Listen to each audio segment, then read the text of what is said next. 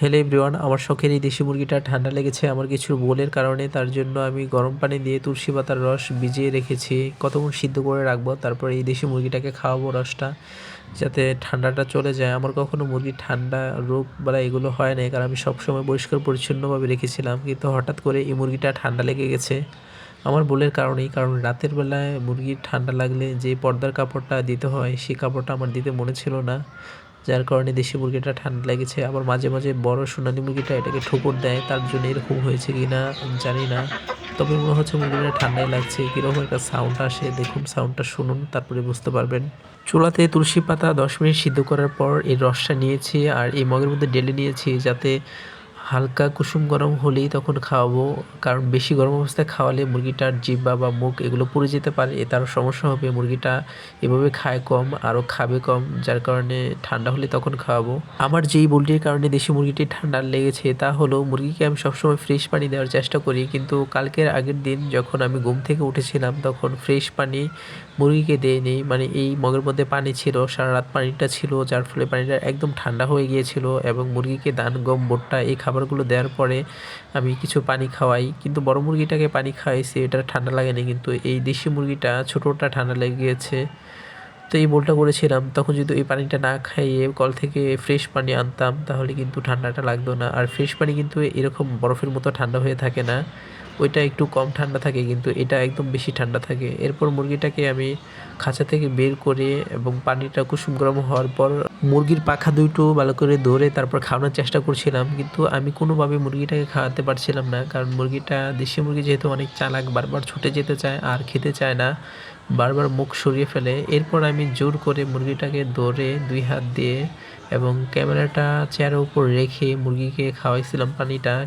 কারো মুরগির ঠান্ডা লাগলে আমাকে দয়া করে জানাবেন আপনারা কি কি খাইয়ে মুরগিকে সুস্থ করেছেন। আমি ইউটিউবে সার্চ দিয়েছিলাম প্রাকৃতিকভাবে অনেকে মুরগিকে রসুন, আদা, তারপরে পেঁয়াজ এগুলো পেস্ট করে ব্লেন্ডারে এরপর খাওয়ালে নাকি মুরগিটা সুস্থ হয়ে যায়। বিশেষ করে ঠান্ডার প্রাকৃতিক চিকিৎসা নাকি এটা।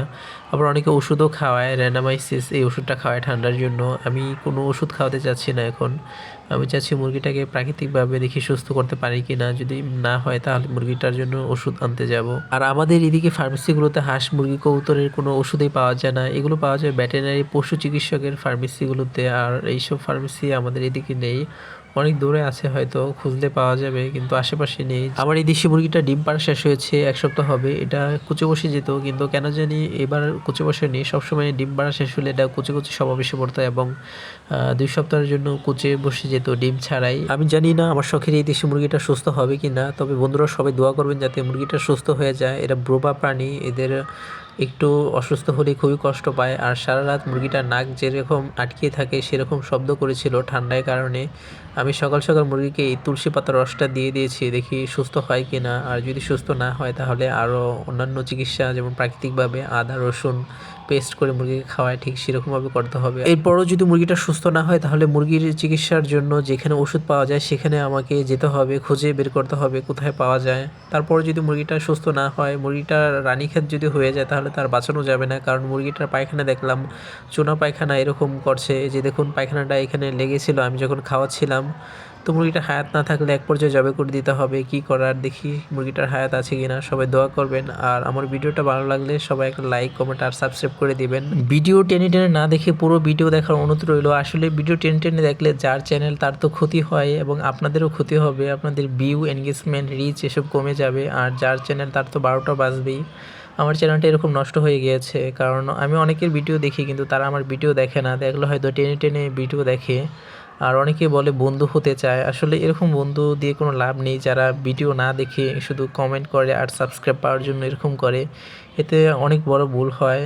আগে ভিডিও অনেকে ইমপ্রেশন পেত, অনেকের কাছে ভিডিও যেত, কিন্তু এখন যাচ্ছে না। তাই আসুন আমরা যদি একে অপরের উপকার করি, একে অপরের সম্পূর্ণ ভিডিও দেখিয়ে দিই, এতে আমাদের দুজনের চ্যানেলের জন্য ভালো হবে, কারো কোনো ক্ষতি হবে না এবং আমরা একসাথে এগিয়ে যেতে পারবো ইনশাল্লাহ। আজকের জন্য এই পর্যন্তই, সবাই ভালো থাকবেন। আর ভিডিওটা ভালো লাগলে একটা লাইক, কমেন্ট আর সাবস্ক্রাইব করে দেবেন। আল্লাহ হাফেজ।